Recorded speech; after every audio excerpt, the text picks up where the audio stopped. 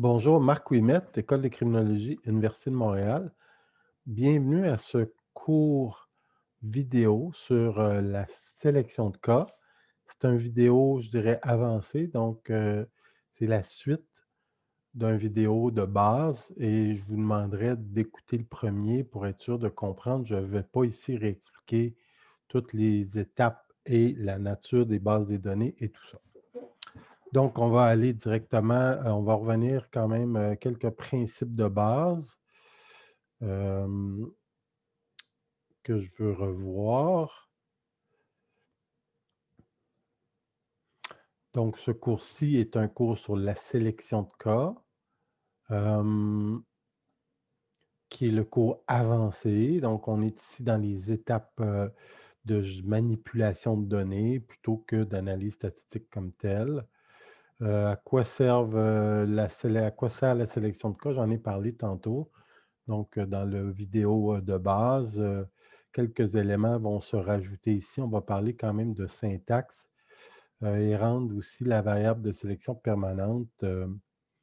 Donc, et on va voir différents éléments avec le syntaxe qui vont nous aider pour accélérer et rendre les choses plus faciles. Donc, j'ai parlé dans le premier vidéo des principes sous-jacents à la sélection, donc la théorie des sous-ensembles avec les diagrammes de Venn. Je ne reviendrai pas là-dessus. Les diagrammes de Venn, ici, on avait identifié des groupes. J'en avais identifié quelques-uns, les A, les B, les A et B, les A sans B, les B sans A. Mais on peut, de ces deux ensembles-là, en fait, il y a plus de combinaisons possibles. C'est beaucoup plus complexe que je l'avais laissé montrer. Et donc, ça, c'est un exemple, évidemment, quand on a trois variables et les intersections entre trois variables deviennent complexes. Ici, il y a des groupes, on peut dire, il y a les roses, les bleus, les verts. Il y a les verts comme ça, les mauves, les oranges. Puis, dans le fond, il y a 3, 4, 5, 6, 7. Mais en fait, il y a un grand nombre de groupes là-dedans. OK. Les opérateurs, j'en ai parlé dans le premier vidéo. Je vous demanderai de les regarder. Donc, et ou, égal, plus petit que, plus grand que, plus petit ou égal, plus grand ou égal. J'ai reparlé dans le premier cours de la sélection. Supposons que je veux sélectionner, j'ai un échantillon avec les 4 caractéristiques suivantes. Si je veux faire ma sous-analyse ou mon analyse chez les jeunes hommes peu scolarisés et pauvres, je vais garder seulement les gens qui ont entre 18 et 25 ans.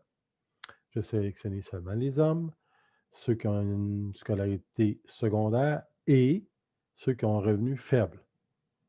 Mais je pourrais aussi dire, ah, mais je veux les jeunes hommes peu scolarisés ou les jeunes hommes pauvres.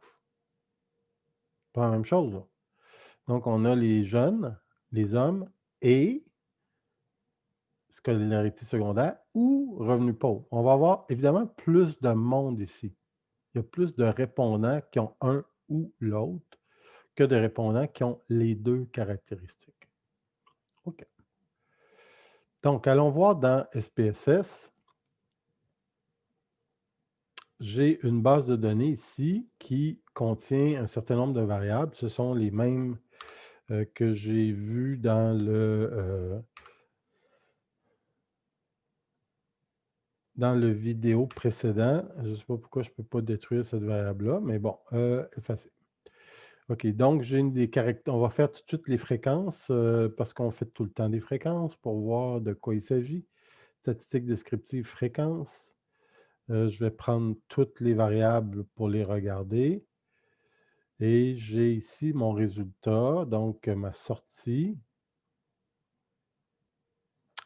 J'ai différents pays. Donc, supposons que je veux choisir un sous-échantillon de pays. Je l'ai fait dans le premier vidéo, mais on va le faire différemment ici. Donc, moi, je veux les pays ici qui seraient des pays de l'Europe de l'Ouest, ce qui veut dire Irlande, pas Danemark, ni Norvège, ni Suède, ni Finlande, mais 8, 9, 10, 11, 12, 13, 14, 15, 16, 17. donc l'Europe de l'Ouest, seraient les 2 et 8 à 17. On va voir comment on pourrait faire ça en syntaxe pour accélérer un peu ce qu'on a fait tout à l'heure. Ici, on va sélectionner aussi les plus jeunes sujets, donc qui sont en scolarité 7, 8 ou 9e année. Et on va sélectionner les individus qui ont des parents consommateurs de drogue et qui ont des parents violents. Donc, on va essayer de voir si on peut isoler ces groupes-là. OK. Première chose, donc, c'était ici le pays. Je pourrais très bien y aller avec sélectionner des observations selon si, et là, faire comme j'avais fait tout à l'heure, de dire, ben moi, je veux le pays 2, Irlande, et le pays 8 et le pays 9. Puis là, je me suis tanné, au lieu d'aller 9, 10, 11, 12, 13, 14, j'ai dit et pays plus grand que 9 et pays plus petit que 18. Ça fait un peu lourd, donc on aurait pu y aller autrement, notamment avec en ouvrant un fichier de type syntaxe. Donc, on va toujours dans les vidéos avancées, peut-être avoir une petite partie syntaxe pour voir qu'est-ce qu'on peut faire avec ça. Donc, je vais demander à SPSS de m'ouvrir un nouveau fichier syntaxe. Donc, c'est une page blanche qui apparaît, puis je vais rentrer des commandes, en fait. Première chose que je vais faire, je vais créer une variable qui s'appelle compute,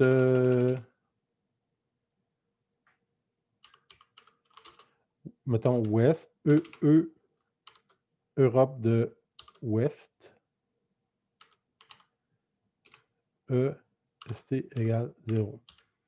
Si je fais ça, ben, je demande à SPSS de compute, c'est créer une variable. Il va créer une variable qui s'appelle EWest, puis il va mettre 0 à tout le monde. C'est rien passé. Si je vais voir, je fais une fréquence de cette variable-là, j'ai une nouvelle variable qui est apparue ici. Je demande juste ces deux-là, mettons. Ben, je vais avoir une variable ici qui s'appelle EWest et tout le monde a la valeur 0. C'est ce que je lui ai demandé en syntaxe. Par contre, maintenant, je peux, avec la fenêtre, je peux retourner à mon syntaxe. Je peux dire maintenant if pays égale 2,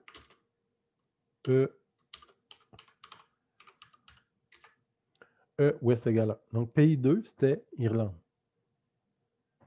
Et puis là, je peux continuer. Puis ce qui est pratique en syntaxe, c'est qu'on va CTRL-C et CTRL-V, CTRL-V, CTRL-V, autant qu'on veut. Donc, on peut répéter facilement. Et là, on avait les pays 8 à 17, donc 8, 9, 10, 11, 12, 13, 14, 15, 16 et 17. J'aurais pu faire pays plus grand que, pays moins plus petit que, mais c'était pas très long de faire des cut and paste. Donc, si je passe cette commande-là, SPSS, je vais me retrouver avec des pays. Si le pays était 2 ou 8, 9, 10 jusqu'à 17, EWest va donner 1. Donc, ça va donner une variable qu'on va appeler un flag. C'est une variable de sélection. Donc, je vais runner ça. L'avantage, hein, on va reparler souvent du syntaxe, c'est que on va conserver le syntaxe. En général, quand on fait une étude, ben, on garde le syntaxe, il va rallonger, se rallonger. Comme ça, on va se rappeler quel pays j'avais mis dans l'Europe de l'Ouest. Ben, j'avais mis les 8, les 9. J'avais-tu mis la Suède? Non. Parce qu'on a toute l'information là. Et dans les équipes de recherche, on demande souvent de travailler en syntaxe. Donc, je vais runner ça et je vais faire une fréquence maintenant de ces variables-là. et je vais voir que j'ai ici une variable E-Ouest avec 33 000 cas qui font partie des pays qui m'intéressent.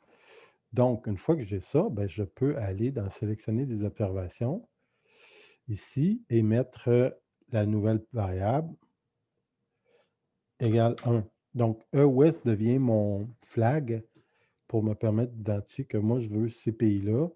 Cette variable-là va rester dans la base de données, donc ça va être facile d'y retourner plus tard. Je ne serai pas obligé de refaire pays égale 2 ou pays égale 7 ou pays égale 8. Je prends ma variable flag qui me dit, ben, E-Ouest va tout de suite te donner le sous-ensemble que tu veux. On avait dit ensuite, je voulais sélectionner les jeunes qui sont en niveau scolaire 7, 8, 9. Donc, et année scolaire plus petit ou égal à 9, 7, 8, 9. J'aurais pu dire plus petit que 10, mais je vais y aller avec plus petit ou égal 9, c'est la même chose. Et ensuite, on voulait, donc là, j'ai les jeunes de ces pays-là, et je voulais, et ceux qui ont des parents toxicomanes égale 1. Si vous regardez la fréquence, 1 disait avoir des parents toxicomanes et avoir de la violence conjugale. Donc ça, si je fais cette commande-là, je vais avoir un sous-ensemble de gens de pays de l'Ouest, l'Europe de l'Ouest, avec 7, 8 ou 9e année de scolarité, avec des parents toxicomanes et des parents violents. Donc, les deux caractéristiques. On va essayer ça, voir combien est-ce qu'il nous reste de monde. Si je fais une fréquence, mettons, du sexe, combien ai-je de répondants qui répondent à tous ces critères-là? J'ai 430 filles et 312 garçons qui ont Pays de l'Ouest, 7, 8, 9 scolarité, parents violents, parents toxicomanes. OK, donc j'ai 742, c'est suffisant pour faire une étude. Donc, mon échantillon porte chez les jeunes garçons et filles de tel âge qui ont des parents à la fois comme ça et comme ça. Par contre, j'aurais pu dire, ouais, mais j'ai fait des analyses, puis finalement, j'aurais peut-être plutôt dû dire, sélectionner des observations en disant avec des parents et, ici, on va mettre une parenthèse, puis on va mettre un ou. Ou. Donc ici, j'ai Pays de l'Ouest, 7, 8, 9e, et soit des parents toxicomanes, soit des parents violents. Ce n'est pas le même sous-ensemble d'individus. Et là, je vais avoir plus de répondants par définition. Donc, sélectionner, et on va faire maintenant notre fréquence, et on va voir que j'ai beaucoup plus de sujets. J'ai 3893 répondants, alors que tantôt, j'en avais 742. Donc, l'analyse va être différente si je travaille avec ou et et. OK. Cette sélection-là, donc, va rester vive. Si je fais des carrés, des régressions, des classifications, tout ce que je vais faire jusqu'à temps que je ferme l'ordinateur va être fait dans ce sous-échantillon-là. Si je voulais revenir à tous mes sujets, je devrais faire donner, sélectionner les observations et prendre à ce moment-là toutes les observations. Mais là, en fait, je vais rester avec ce sous-ensemble-là. Je pourrais dire, ben moi, je suis content de mon sous-ensemble, je vais supprimer les cas qui ne sont pas sélectionnés. Quand vous faites ça, par contre, sauvegardez SPSS avec un nouveau nom parce que vous allez, si vous sauvegardez avec le même nom, il va écraser l'ancien. Puis là, vous allez dire un jour, ouais, je pense que j'aurais dû mettre les Suédois puis les Finlandais dans mon directeur veut que je rajoute les. Ils ne sont plus là. Je les ai perdus. Donc, c'est pour ça que c'est toujours un peu délicat de supprimer les. Moi, en général, je reste avec des filtres. Parce qu'on va revenir avec les gars, les filles, etc.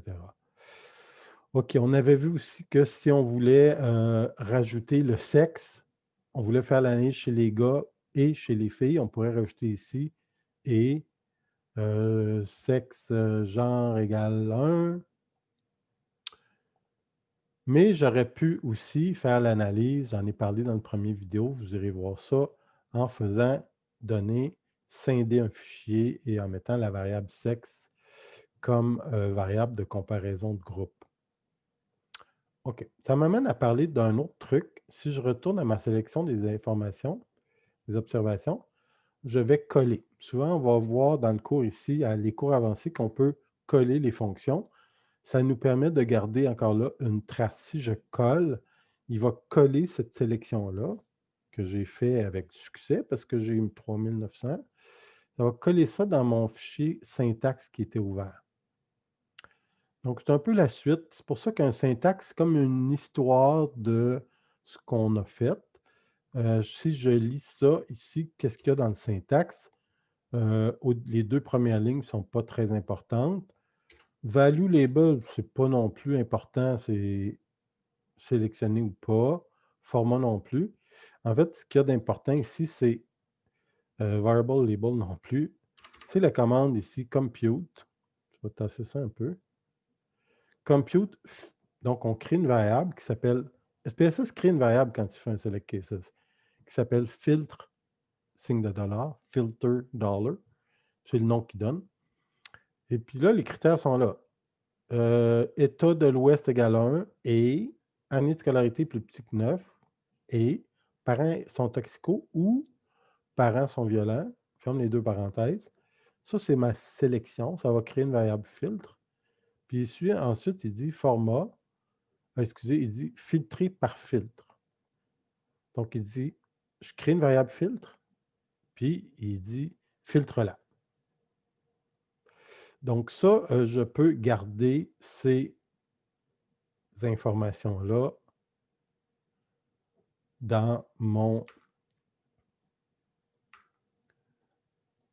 syntaxe. En fait, c'est ces 2 lignes-là qui sont importantes. J'ai ma création d'une variable filtre et une commande de SPSS qui dit filtrer par filtre. Donc, ça aussi, la chose intéressante là-dedans, mettons que je run ça, il va sélectionner le sous-ensemble qui m'intéressait. Je vais regarder, j'ai bel et bien mes 3893. Si vous regardez la base de données comme telle, SPSS a rajouté une variable filtre ici.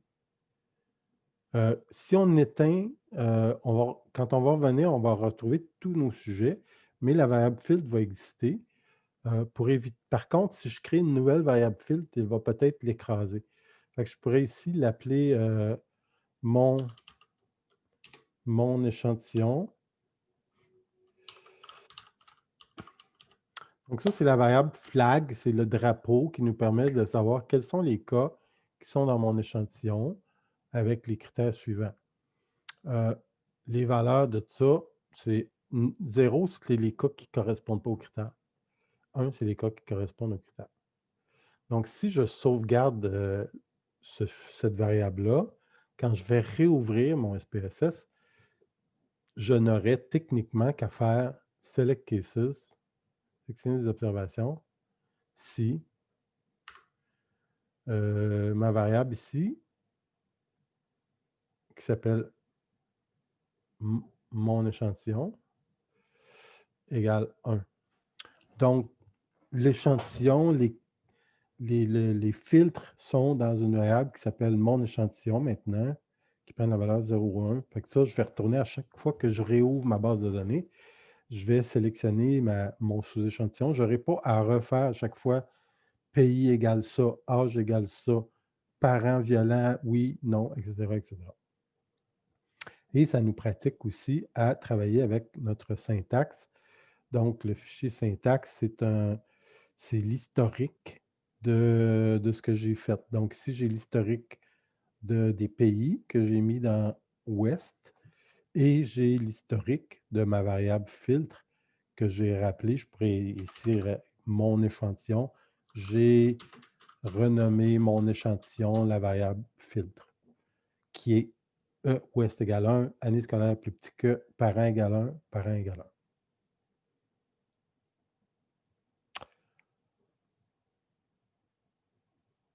Je pense que cela fait le tour de ce vidéo. Merci beaucoup.